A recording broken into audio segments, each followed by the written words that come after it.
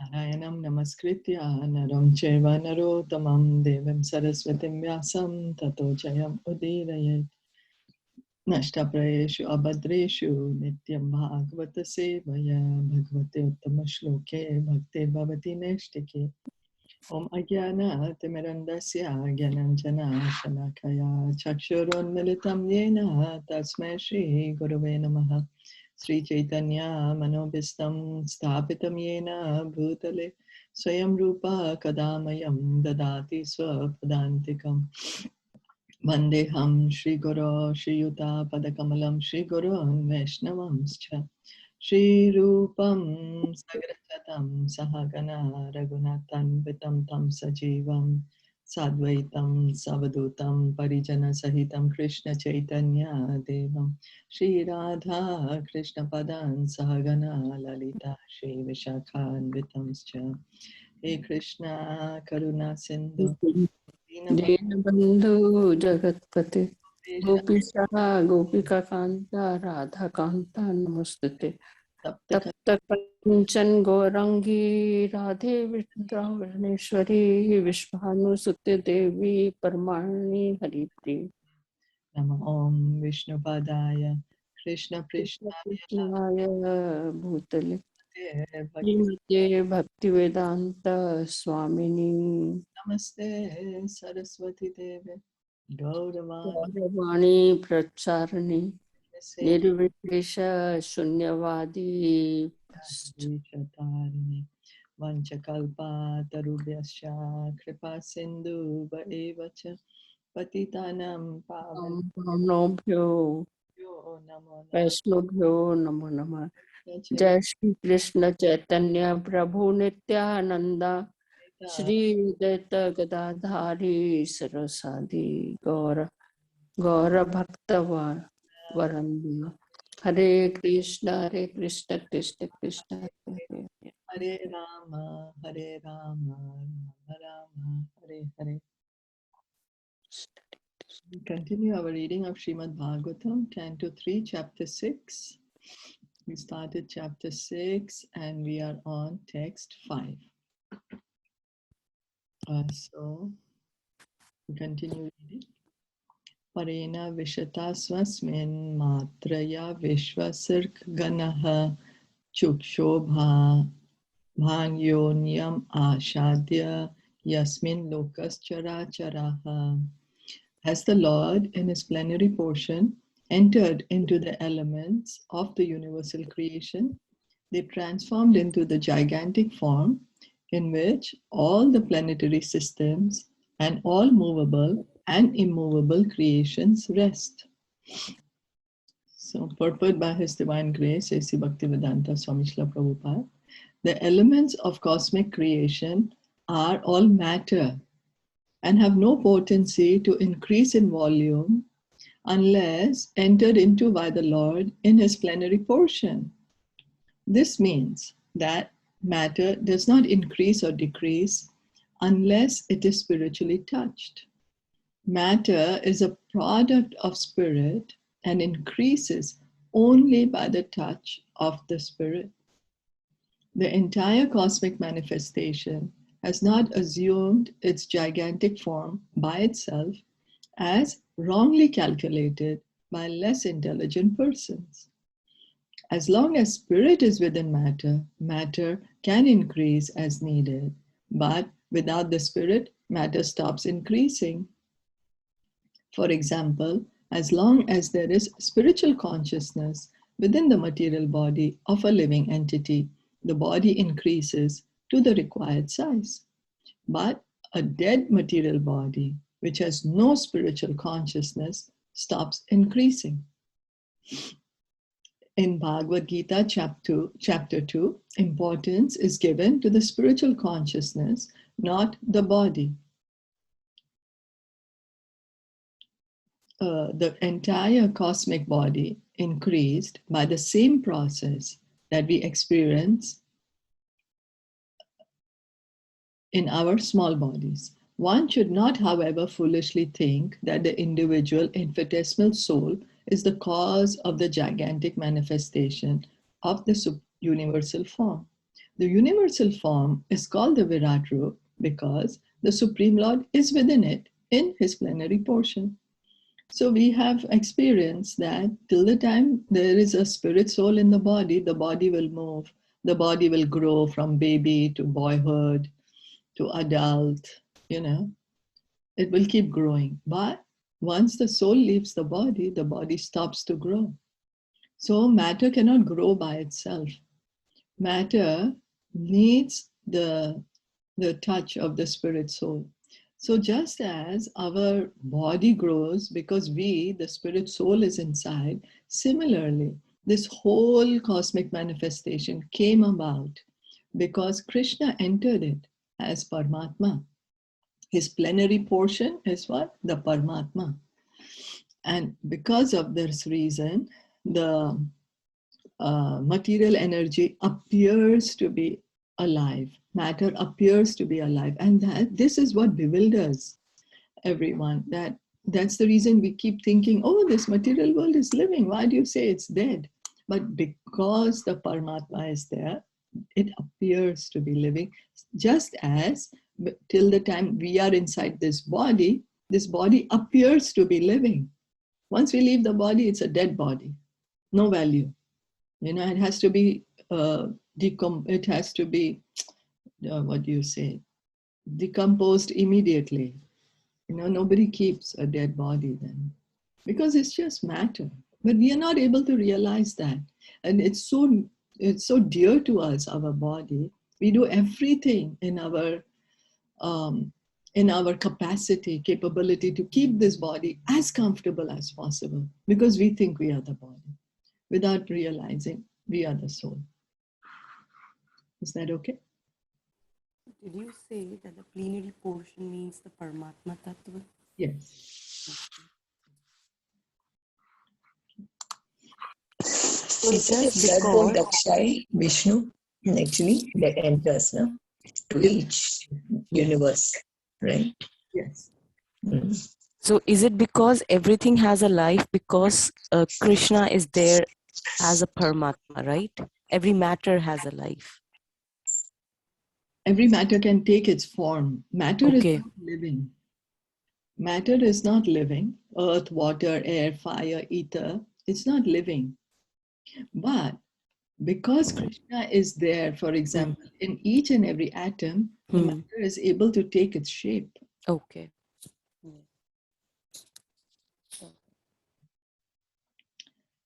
So, moving on, text 6. Hiranmaya sa purushaha sahasra parivatsaran anda kosha uva sapsu sarvasatpo pabrimhitaha. The gigantic Virat Purush, known as Hiranmaya, lived for 1,000 celestial years on the water of the universe, and all the living entities lay with him. As the Lord entered each and every universe as Garbhodakshay Vishnu, half of the universe was filled with water. The cosmic manifestation of the planetary systems, outer space, etc., which are visible to us, is only 1/2 of the complete universe. Before the manifestation takes place and after the entrance of Vishnu within the universe, there is a period of 1,000 celestial years. All the living entities injected within the womb of the Mahatattva are divided in all universes with the incarnation of Garbhodakshay Vishnu, and all of them lie down with the Lord until Brahma is born. Brahma is the first living being within the universe, and from him all other demigods and living creatures are born. Manu is the original father of mankind, and therefore in Sanskrit, mankind is called Manushya. Humanity is different bodily qualities. Humanity in different bodily qualities is distributed throughout the various planetary systems. So when the Mahavishnu, he lies down on the Karana ocean, he glances at the Mahatattva, And that's where, by his glance, we, the living entities, are put inside this Mahatattva, inside this material nature. And then, when it's time, all the universes are formed, and then Mahavishnu enters inside each universe as Garbhodaksha Vishnu. At that same time, we, the living entities, are also put inside different universes, depending on our past desires and karmas. And then it seems that Garbhodaksha Vishnu is not, Brahma is not created immediately. He's lying down on the water, on the Garbhodaka ocean for 1,000 celestial years, means not 1,000 of our years, 1,000 of celestial years, which is a long time. And then he creates Brahma. And then, of course, all the creation happens, beginning from Brahma. And here the mention, Prabhupada has mentioned Manu. Manu is the original father of mankind. And that's why it's human beings are called Manushya in Sanskrit. What is this, the gigantic Virat Purusha known as Hiranyamaya? So that roop is called Hiranyamaya of Vishnu?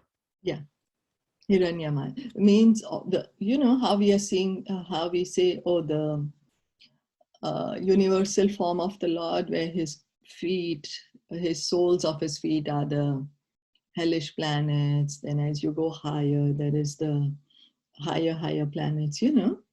So all these planets are within this body of Krishna. Everything belongs to Krishna. So this form is just so people can understand that everything belongs to Krishna. It's not an eternal form. Like the clouds are his hair, and then the what is that? The bones are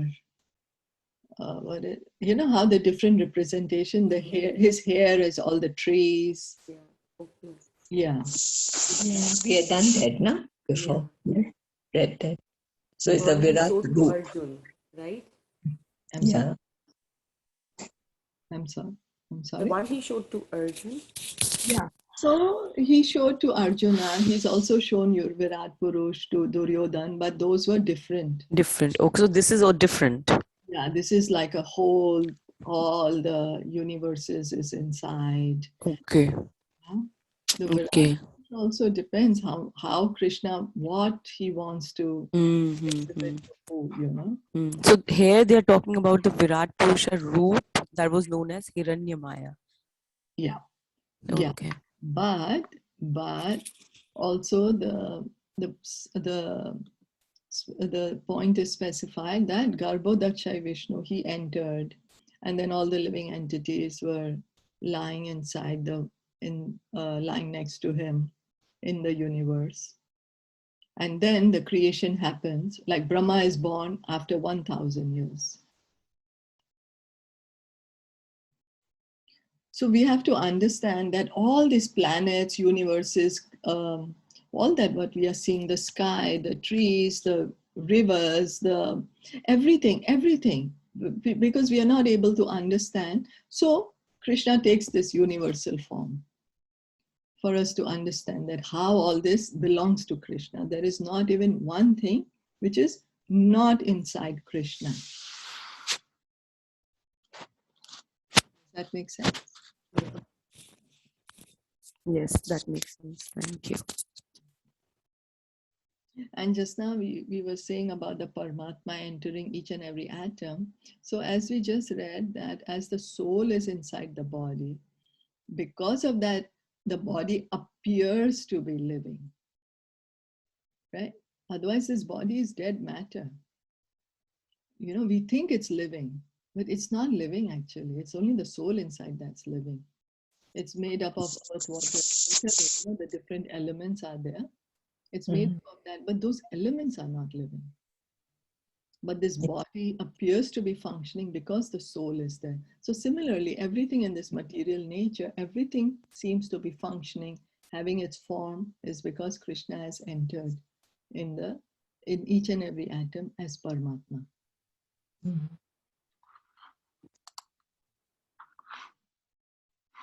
So reading on, text 7. Savai Vishwa Srijam Garbo Deva Karmatma Shaktiman Vibhabhajatma Natmanam Ekada Dashada Tridha. The total energy of the Mahatattva in the form of the gigantic Virat Roop divided himself by himself into the consciousness of the living entities, the life of activity, into 1, 10, and 3 respectively. Okay, let's try to understand. Consciousness is the sign of the living entity of the soul. The existence of the soul is manifest in the form of consciousness called Gyan Shakti. Okay, that we accept, we understand that consciousness is a symptom of the soul. Because the soul is there inside the body, we can feel the consciousness there. So the total consciousness is that of the gigantic Virat Roop, and the same consciousness is exhibited in individual persons. Okay, so we individuals, we are conscious only of our own body, whereas Krishna, he's supremely conscious. He's conscious, he's the total sum of all consciousness. You know, he's conscious of everyone, of everything. And that consciousness, they are saying, is that of the gigantic Virat Roop. So the activity of consciousness is performed through the air of life, which is of 10 divisions. The airs of life are called Pran, Apan, Udan, Vyan, and Saman, and are also differently qualified as Nag, Kurma, Krikar, Devadatta, and Dhananjaya. So these are the 10 different airs of life. That's why we say, Uske pran chale gaye. You know, the pran is the one that keeps the soul inside the body. The consciousness of the soul becomes polluted by the material atmosphere, and thus various activities are exhibited in the false ego of bodily identification. These various activities are described in Bhagavad Gita 2.41 as Bahushakha hi anantascha buddhayo avyavyasayanam. The conditioned soul is bewildered into various activities for want of pure consciousness. In pure consciousness, the activity is one. The consciousness of the individual soul becomes one with the Supreme Consciousness when there is complete synthesis between the two. So in our perfect life, when we are pure, the original state of a soul is pure, no? And in that state, a soul is united in consciousness with Krishna, means it does not have any separate desire to be separate from Krishna. Always an individual, never together. It's not that our consciousness mixed each other and then there is only nothing, there's only one thing. No, always separate. The soul is always separate. God is always separate. But because we are situated in our true position as eternal loving parts and parcels of Krishna, there is no differences of opinion. But it's only when then we start saying, no, I want to be God myself. We start getting that desire, I want to be God, I want to control, enjoy. Then that is contamination. Then because of this contamination, we have these different desires and then different activities, you know, and that's what conditioned life is. Is that okay till now?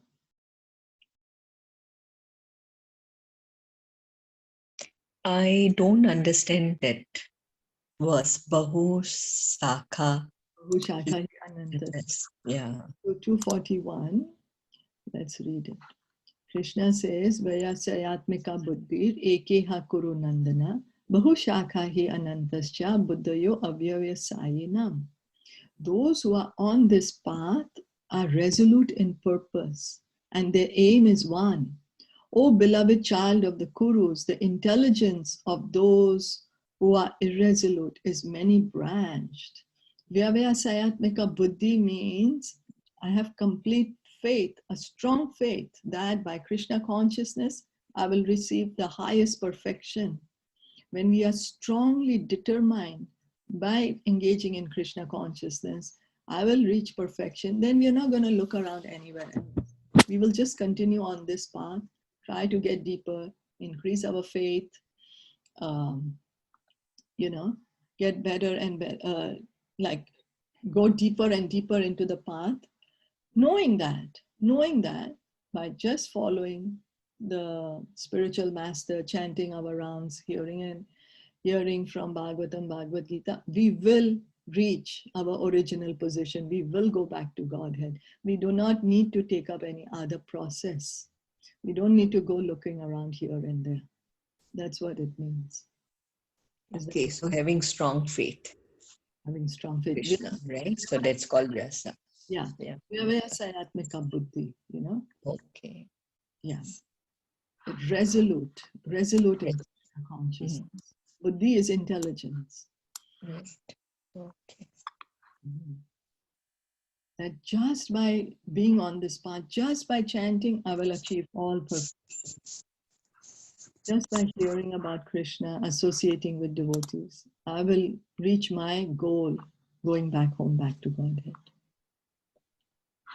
So the monists believe that there is only one consciousness, whereas the Sattvatas or the devotees believe that although there is undoubtedly one consciousness, they are one because there is agreement. So the monists, the Advaitavadis, they say that there is only one total consciousness.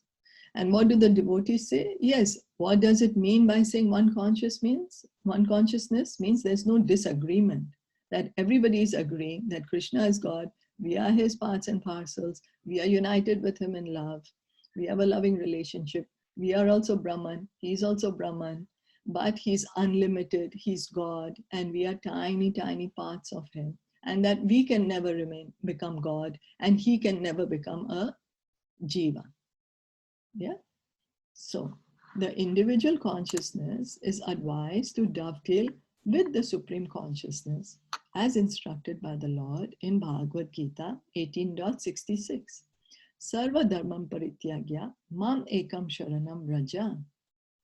The individual consciousness, Arjuna, is advised to dovetail with the Supreme Consciousness and thus maintain his conscious purity. It is foolish to try to stop the activities of consciousness, but they can be purified when they are dovetailed with the Supreme. This consciousness is divided into three modes of self-identification according to the proportion of purity.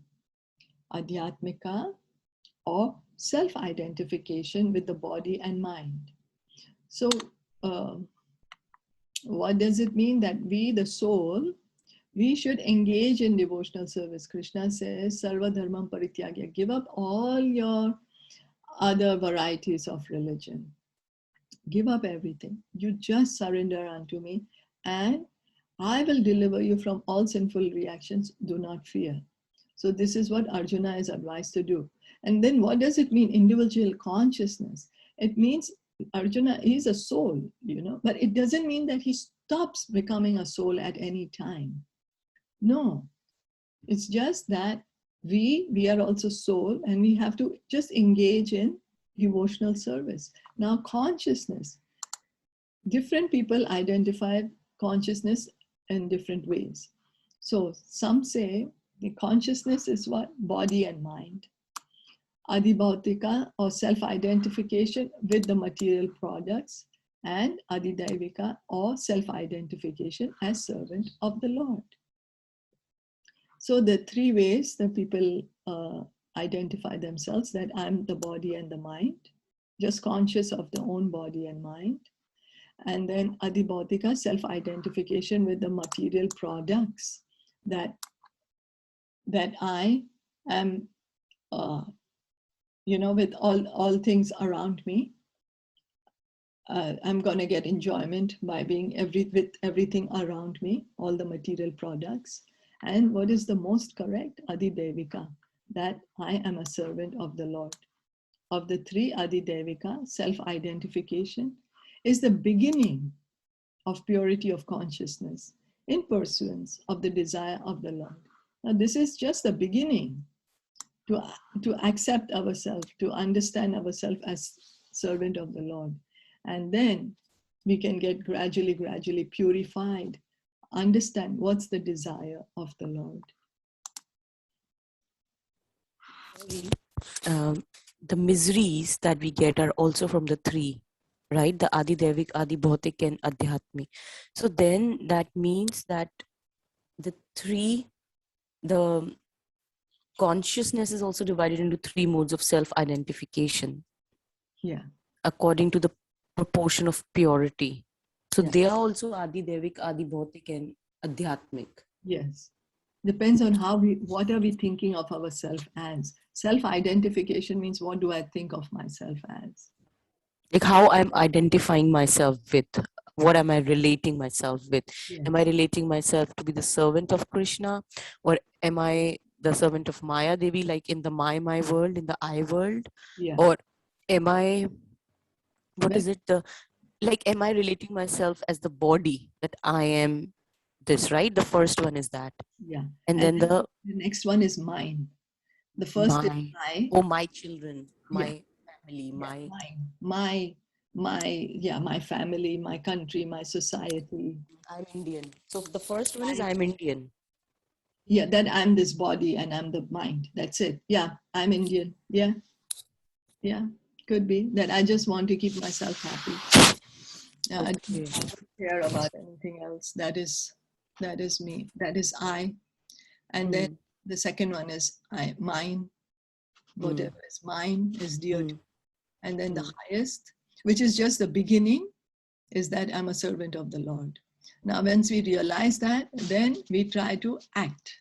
Okay, if I'm a servant of the Lord, because when we are thinking we are body and the mind, we are acting, right? When we are thinking of mind, also we are acting. So activity never stops. And so then identification as a servant of the Lord also, we have to act. And then what is that action? Chant Hare Krishna. Here from Bhagavatam, Bhagavad Gita. So acting means that we are creating the karmas, right? Yeah, because see, we can never stop acting. We cannot. It's just the nature of the soul to be always active. So many people think like this, I don't know if you have heard the phrase, may his soul or her soul rest in peace. Yeah? Many times the person leaves. Very commonly. Yeah.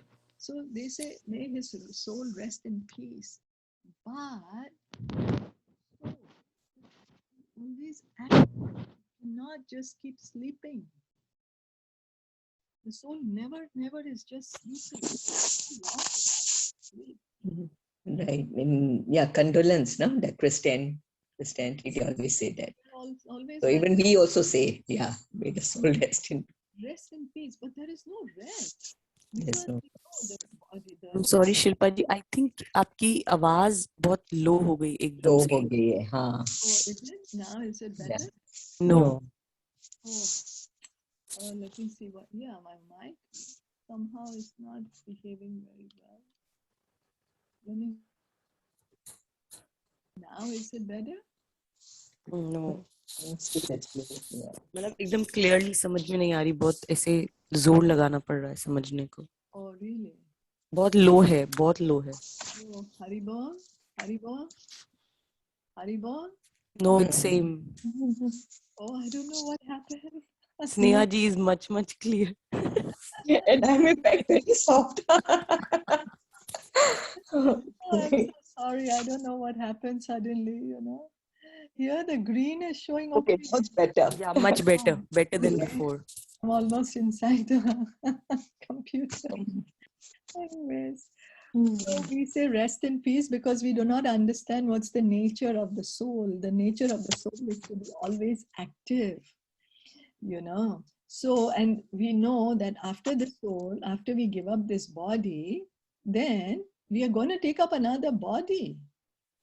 till the time we are in the material world, we are going to take up another body. But then we just imagine that miraculously this person is going to get the Param Gati. But what were the activities? Was he fit enough to go to get liberated? Was his actual desire to get liberated, or did he still have material desires? And not only desire, but we also have to work for it, no? Not only desire. We can't just go to the supermarket and say, oh, I want to buy whatever, but we didn't carry enough money on that day, I wanted to buy my bill was 20,000, but I didn't have so much. Then can I buy it? No, right? I can't, although I had the desire. So we have to see, do we have that enough karma, or rather the spiritual activity to get liberated? Now, liberation also, many people say rest in peace means they're going to go sit in the divine light. But that is for whoever's desire is go to do that. But depends if that person had the desire or no. And then for the devotees, they always want to go to the spiritual world where they continue acting, always continuing to act, have loving relationship with Krishna, with all the devotees. Like how we are hearing in Krishna book about Vrindavan, that is what is there in Golok Vrindavan. Is that okay? So, but then what should we write, like for the condolence? May Krishna guide the soul on his onward journey. May Krishna keep him close to his lotus feet, Yeah. Yeah, may Krishna always bless him and protect him. Like that. So it depends. Yeah. If it's a devotee, then, may he have gone back to Krishna. So, yeah. That's just a myth we have created. That we think, oh, right now we have a lot of problems while we are living, so we die, all our problems will be finished. That's what each person thinks. Because of frustration of material life, we want to say, because each and every one faces frustration in material life to whatever degree. So then they feel, okay, with death, all my problems are finished. So that's why they say, oh, all her problems finished now, the person can rest in peace. No. Bhagavatam says that how we are going to change from one body to another, one body to another. Yeah, I think that is the problem, that they don't know the Shastras. Yeah. So they don't know that. Yeah, because we don't know, we make up things. We just now how we read, we have Asayatmika Buddhi, Ekeha Kuru Nandana. Then because we don't know, we have our intelligence is many branched. We'll take something from here, take something from there, and then create a hodgepodge imagination in our mind without having one direct route. That this is where I want to go, this is how I'm going to go. So, and then each of us thinks we are a great philosopher. I know the secret to life and death, So then each of us give our 2 cents, thinking that that's the eternal truth. So yeah, so we should hear from authority regarding these. Anything should be heard from authority. If suppose somebody asks me about computer configuration, laptop configuration, I might say something and it'll confuse you more and it'll be all wrong because I'm not an expert in computer. I'm not. I don't know anything technical about the hardware or whatever, the configuration. But if you ask me some things which I know about, then that knowledge is a good knowledge. No? So we should always hear from authority, even material knowledge and even spiritual knowledge. Is that okay? Yeah, and even another thing, last time we read about Adhyatmika and Adi-Bhautika. Adhyatmika is the living entity, correct? And then Adi-Bhautika is the material manifestation, correct? And then Adi-Devika is the demigods. Is that right? Yeah. Adi-Bhautika was Adibhautika was other living entities, the miseries which are caused to us by other living entities. Somebody might be speaking harsh to us, or somebody might... that is a misery. But another way of identifying... Oh, here, just now what we read? No.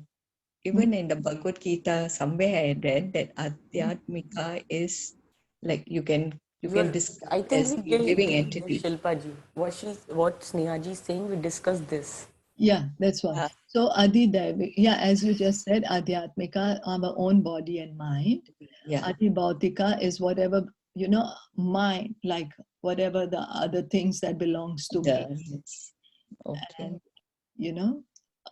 when we are identifying ourselves with this material nature, that is Adi-Bhautika, and Adi-Daivika here is identifying ourselves as a servant of the Lord.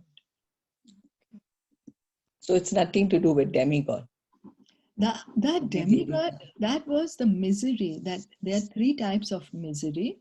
There are also Adhyatmika, Adi-Bhautika, and Adi-Devika. So what is Adhyatmika misery? This is consciousness which is in three, Adhyatmika, Adi-Bhautika, and Adi-Devika. Now misery is also divided into three. So how misery is divided into three? Adhyatmika means the misery which comes to us by our own body and mind. We have so many physical and mental diseases, so that is Adhyatmika misery. And then Adi-Bhautika misery is misery caused to us by other living entities. Others are causing us. Somebody is be harsh or mosquito biting. And Adi-Devika is miseries caused to us by natural calamities like, typhoons and earthquakes, like the demigods are in charge of those, no? Yeah, so miseries coming from demigods. Yeah. Okay. Like natural disasters. Calamities, tsunami, earthquake. Yeah. Okay. Okay. Thank you. Thank you. Shall we stop here for today? Okay. Bhagavatam ki, Jai Shilpa Prabhupada ki, Jai Gaura Hare Hare Bol. Hare Hare Krishna.